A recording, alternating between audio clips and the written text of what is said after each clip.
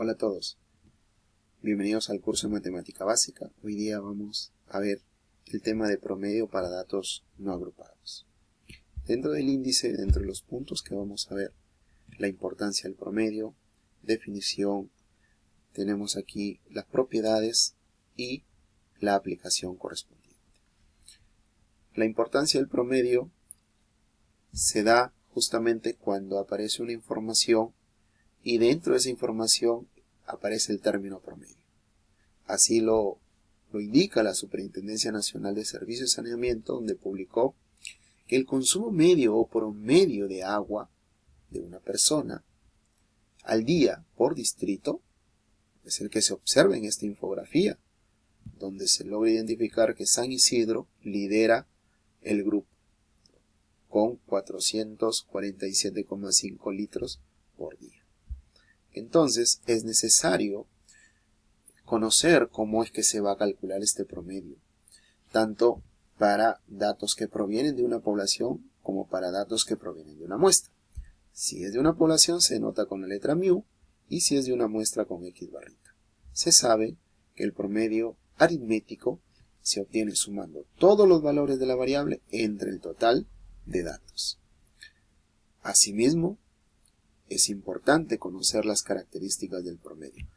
Se calcula para todo tipo de variable cuantitativa medido en escala de intervalo o razón. El cálculo es muy sencillo, pero además es muy sensible a valores muy extremos, es decir, valores muy grandes o valores muy pequeños. Si eso ocurre, ya esa media o ese promedio pierde fuerza, ya no representaría de manera adecuada al conjunto de datos. También es considerada una medida de tendencia central porque se va a ubicar en el centro de la distribución del conjunto de esa variable de interés.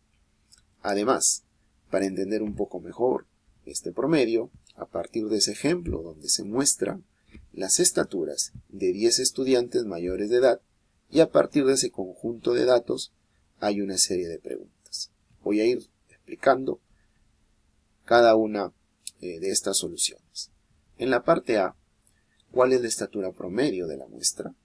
En este caso, simplemente tendría que sumar todos los datos, desde 1,78 hasta 1,62. No necesariamente en orden, tal como está. Se suman los valores, si se repite, se suma, si se repite, se cuenta. No hay problema. Obteniendo un promedio de 1,67 metros. Es decir, la estatura promedio de la muestra es de 1,67 metros. En la parte B, si a las estaturas se le aumenta 0,01, entonces normalmente a cada estatura le debo de sumar ese valor, esa constante. Entonces 1,78 más 0,01, 1,79. 1,65 más 0,01, 1,66. Y así hasta el último dato. Ese nuevo conjunto de datos lo sumo y lo divido entre el total, obteniendo un promedio de 1,68. Entonces, hay otra forma.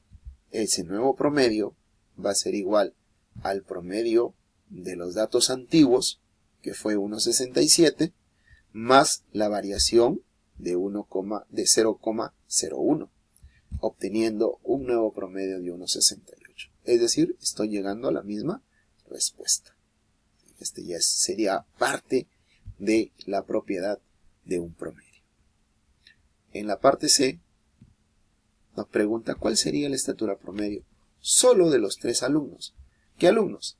¿O qué estudiantes? Estudiante 2, estudiante 4 y estudiante 9.